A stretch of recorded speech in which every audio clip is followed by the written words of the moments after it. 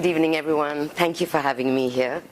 I don't usually get to share the same platform as great politicians and bankers, so no one is allowed to throw any pies on me because I'm not going to talk about money and politics. In fact, let's see how fashion can impact our day-to-day lives. There's no doubt that we live in a country that is going through bipolar times. No matter where we look, what decisions that we take in this country, we are constantly negotiating between urban and rural, national, regional, English, vernacular, in politics, dynastic, and startup. Of course, and the biggest thing that's facing us, male and female, but more about that later. The world that I work in, the fashion industry, also is divided. It's bifurcated because on the one hand, you have the urban high fashion. You know, the urban high fashion inhabited by people perhaps like you living in big cities, and which account, the bridal market and the high fashion market that accounts for, $23 billion per annum.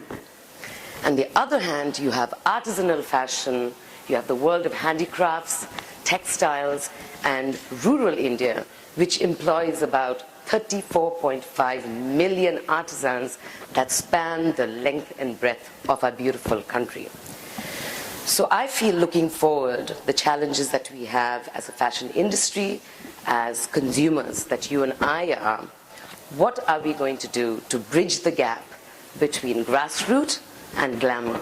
How do we bring the skills and the artistry that we have within our own country that spans the part of India that you and I don't inhabit? How do we bring that world to this glamorized, glitzy world of high fashion that is heard about, that you read about, that you participate in? The reason I talk very passionately about handicrafts and textiles is because I had the good fortune of being involved in a project called Project Renaissance, which I spearheaded for Vogue India. It allowed me to travel to a variety of different villages, artisanal villages, handicraft villages, textile villages across India, to go there and see the workings, the love, the effort that goes into the weaving of your fabric. And then Vogue bought the fabrics from a variety of places. I went to Maheshwar in Indore, I went to Varanasi, I went to Kanchipuram in South, I went to Nagaland, and saw all the weaving community. I saw a little bit. The expanse and the repertoire is amazing in this country. So wherever I went and acquired the beautiful fabrics, and we gifted it. We gifted it to the top international designers in the world. So from everyone, to Burberry, to Etro, Gucci, Ferragamo, Fendi, you name it, we gifted it to 21 international designers and said, look at this. This is the kind of art and craft and handicraft and textiles that come from our country. And we would like to see what you can do with this beautiful fabric. Of course, what turned out to be was a spectacular array of products and designs that were made, which we photographed and of course put in the magazine. We had exhibitions to showcase. If you could only see a Christian Louboutin shoes in beautiful Kanchipuram silk, or Roberto Cavalli dress in a bandhani from Gujarat, or Gucci dress in the most intrinsic patola, it was a great marrying of two traditions, of two worlds. There was the heritage and there's modernity, there was national, there's international. And it made me think that perhaps in our own country, we're not doing enough to engage the Indian fashion community to be more involved, to collaborate more with the textile and handicraft world that we also own and love. I think these collaborations are the only things that's going to ensure that weavers continue to weave, that embroiderers continue to embroider. It is impossible to think that if we don't collaborate, that it's going to survive on its own. As we all know, if a weaver can't weave in this little town, in his little village, they're going to come to mammoth cities like this that have no opportunities for them. So perhaps looking forward, as far as fashion is concerned, I do believe that this kind of collaboration is what is going to be the biggest agenda for this country and the fashion landscape. On the other hand, you have to understand, I mean, I'm not saying something that is unique. I'm not saying there have been tons of people. NGOs have been working in this field for 30, 40 years. You know, they are the gurus in this domain.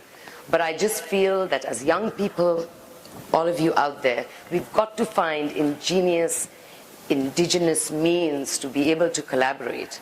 Today, I'm surprised, you know, as I do my research, I want to be more and more involved in handicraft and textiles of India and see how we can get the world to notice, how we get our people to be more engaged. You know, I'm surprised. You know, you've got Silicon Valley entrepreneurs who've now arrived here, and because they've lived overseas for 10, 20 years, and they come here and they say, my gosh, they don't have to tell us this, we know it. The biggest USP in our country, in the fashion, style, you know, creative landscape of this country, the biggest USP is our handicraft and textile industry. And now the Silicon Valley bankers, entrepreneurs, they've come here and they've started this fascinating websites where they are building a world where you can access Indian handicrafts from any corner of India. I'm just giving you examples of how, you know, ingenious you can get about how to involve local communities and rural communities into an urban landscape. We all know about Sabyasachi Mukherjee, who's a premier designer based out of Calcutta. And, you know, as much as he employs embroiderers and he will use beautiful handloom textiles, he realized that that was not enough. The fact is, the weavers have to keep weaving no matter what the trend is for the season or whether the designer likes their fabric or not. So in order to make the weavers weave, he decided that, okay, in the months that they're not selling well, he packaged their fabric and started selling them in his store. So if you go to a Sabyasachi store, you can actually buy a beautiful jamdani or to whatever fabric that he's supporting at that point, packaged beautifully, and all the proceeds go to the weaving family so that they can sustain and they can live off and they can thrive within their artistic world with their skills. So I think every time you're given a choice to buy this and that, I think it's very important to understand that start questioning. You know, it's all lovely to say, oh, what a lovely ikat print. But if it's just a print, say no. There's an ikat weave that we are engineers of in this country. So I think individual choices in fashion can have a huge impact. Now, I'm going to go to my second point. I'm very old school, so I have all my points in my little notebook. This I'm going to end off with. One of the biggest nuisances in my very, very fashionable world and fashionable job is being told constantly that fashion is frivolous, that fashion is not serious business.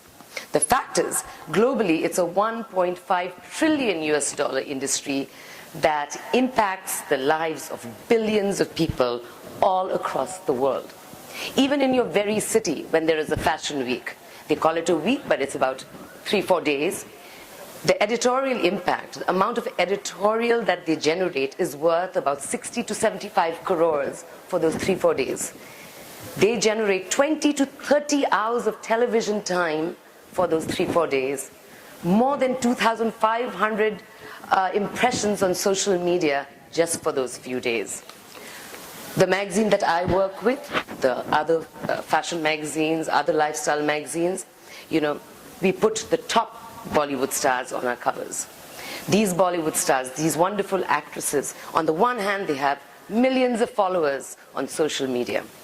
On the other hand, they have the capacity to reach the corners of India that you and I can only dream of, because that's the impact of Bollywood.